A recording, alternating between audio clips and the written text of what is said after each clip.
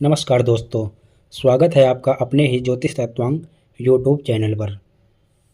आज हम बात करेंगे इस वीडियो के माध्यम से ग्रहों की डिग्रियां सम एवं विषम राशि में कैसे जानें।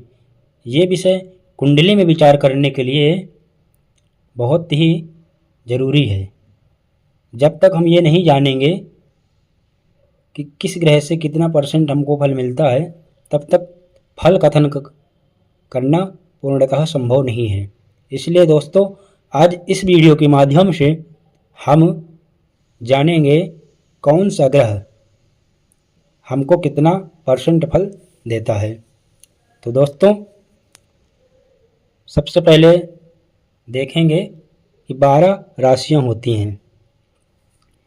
12 राशियों को मैंने कुछ इस तरह 2 जगह बांट दिया है, जिसमें से विषम राशि इधर और सम राशि इधर कर दिया है समझने के लिए, ताकि समझने में हमको आसान हो। इसलिए तो मेष राशि, वृष राशि से पर्यंत मीन राशि तक 12 राशि होती हैं। तो दोस्तों, सबसे पहले हम विषम राशि की बात करें। विषम राशि के अंतर्गत में मेष राशि, मिथुन राशि, सिंह राशि, कन्या राशि, तुला राशि, धनु राशि, कुंभ राशि, ये राशियां हमारी विषम राशि हैं। सम राशि वृष राशि, कर्क राशि, कन्या राशि, वृश्चिक राशि, मकर राशि, मीन राशि, ये सम राशि है। दोस्तों, आपको ये याद करना पड़ेगा। जैसे हमने याद करने के लिए सबसे आसान तरीका है, हमको मेष को याद रखना है। मेष क्या है? तो मेष विषम राशि है। तो मेष को विषम गिनेंगे, तो वृष को सम गिनेंगे, मिथुन को विषम गिनेंगे, ऐसे करके सम विषम सम विषम सम विषम। आप मेष राशि याद कर लेंगे तो ऑटोमेटिक आपको सम विषम सारी राशियों का पता चल जाएगा। आप इधर देखेंगे, यदि कोई भी ग्रह मेष राशि में 3 अंश से 6 अंश तक होगा तो उसकी अवस्था बाल अवस्था होगी।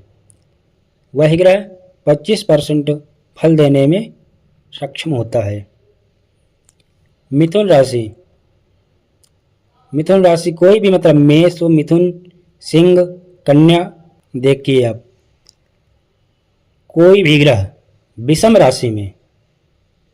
राशि जो मेष, मिथुन, सिंह, तुला, धनु, कुंभ, ये विषम राशियां होती हैं।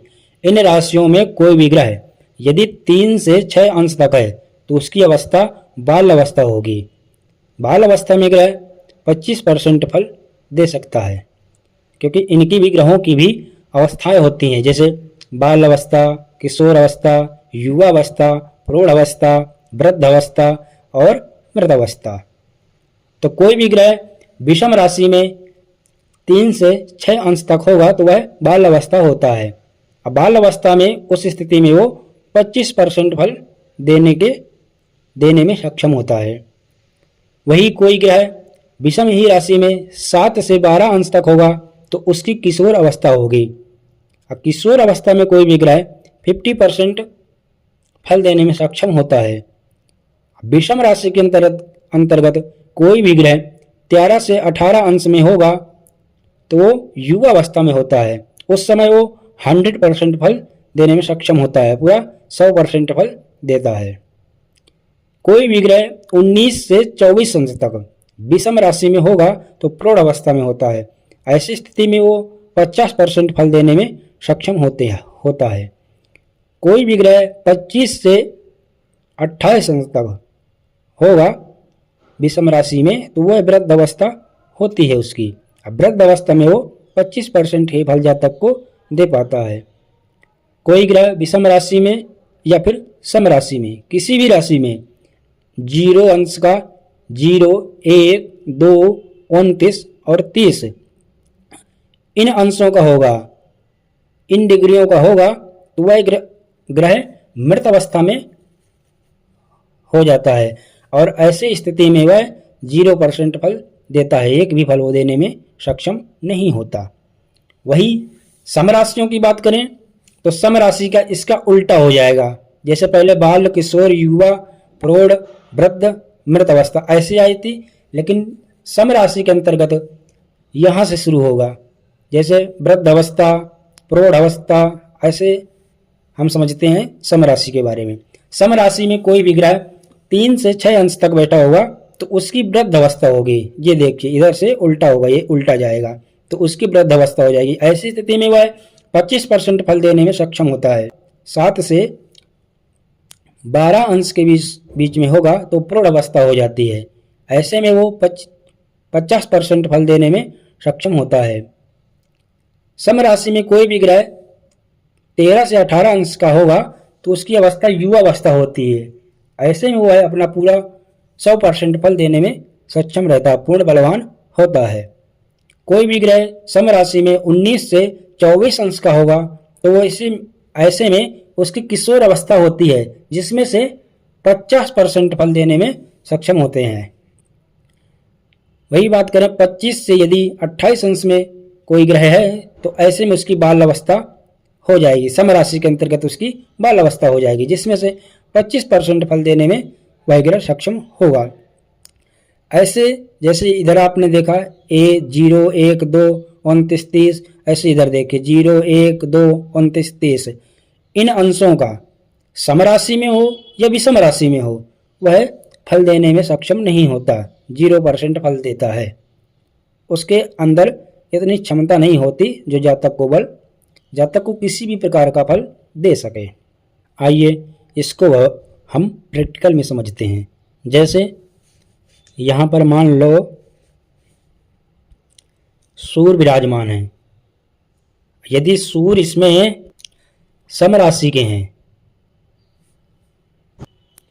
और वो 3 से 6 अंश के बीच में है तो ऐसे में इनकी अवस्था बाल अवस्था होगी और वो जातक को 25% फल देंगे। और यदि इनकी अवस्था 7 से 12 है तो किशोर अवस्था में हो जाएंगे और वो जातक को 50% फल देंगे। ऐसे ही यहाँ पर सूर्य मेष राशि में हो, मिथुन राशि में हो, सिंह राशि में हो, तुला राशि में हो, धनु राशि में हो, कुंभ राशि में हो, किसी भी विषम राशि में हो तो उसके हमको अंश देखना है। यदि कोई अंश 14 अंश के हैं जैसे तो 14 अंश के होंगे तो ऐसे में सूर्य की युवा अवस्था होगी और सूर्य इस स्थिति में 100% फल जातक को देंगे। मान लो 27 अंश का है तो 27 अंश के हैं तो विषम राशि में 27 अंश के होना चाहिए तो ऐसे में वृद्ध अवस्था हो जाएगी। यहाँ पर जातक को 25% फल देने में सक्षम होंगे। सम राशि की बात करें तो सम राशि जैसे यहाँ पर हमने डाल दिया 2। वृष राशि में हो, कर्क राशि में हो, कन्या राशि में हो, वृश्चिक राशि में हो, मकर राशि में हो, मीन राशि में हो, किसी भी राशि में मतलब कि सम राशि में हो। यदि सम राशि में कोई ग्रह होगा तो यहाँ पर जातक को जैसे 3 से 6 अंश के होंगे तो उसकी अवस्था हो जाएगी वृद्ध अवस्था और ऐसे में वो जातक को 25% ही फल देंगे। मान लो ग्रह की अवस्था 18 अंश है तो 18 अंश है इसलिए उसकी जो अवस्था होगी युवा अवस्था होगी। हाँ, सम राशि होनी चाहिए इधर तो उसकी अवस्था युवा अवस्था हो जाएगी। ऐसे में वह 100% फल देगा। सम राशि के ग्रह हों और जितने उनके अंश हों यह हमको यहाँ पर मिला लेना है। यदि मान लो 19 अंश, 20 अंश, 21 अंश, 22 अंश हैं तो ऐसे में ग्रह की किशोर अवस्था हो जाएगी और वह 50% फल देंगे। 28 अंश होंगे तो बाल अवस्था हो जाएगी, ऐसे में वो 25% ही फल देंगे। इसी प्रकार हमको यह कुंडली में देखना है कि सम राशि में है या विषम राशि में है। यदि सम राशि में है तो हमको ऐसे गिनना है, यदि विषम राशि में है तो हमको ऐसे देखना है। यह सब आपको याद करना पड़ेगा। यह बहुत ही जरूरी है याद करना, क्योंकि यह फलादेश में बहुत ही अति आवश्यक है। जब तक यह नहीं जानेंगे, जब तक कोई भी ग्रह कितना % फल देता है यह जान पाना संभव नहीं है। धन्यवाद।